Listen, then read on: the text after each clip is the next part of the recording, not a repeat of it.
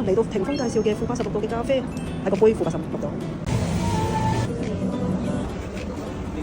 負86度嘅杯，跟住之後咧就呢個係開心果燕麥奶嘅咖啡，試下先啊！我唔飲咖啡㗎，因為上層嘅咖啡我未搞，所以淨係飲到咖啡味，我冇俾匙羹我。但係個杯係幾得意嘅。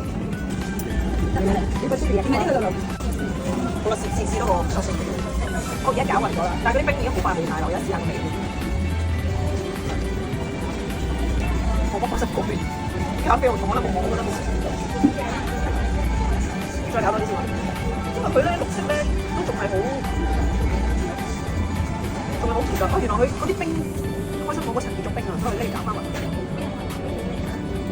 再試試，都係唔知，因為咖啡味太重。唔緊要，我哋試埋呢個開心果。我係開心果光杯。嗱，面頭都開心果醬啦。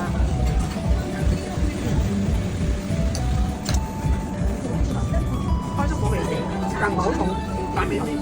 但係咧佢個杯咧平時好硬啊，好咩嘅？呢個唔係好鬆軟，因為佢熱辣辣醬，好正。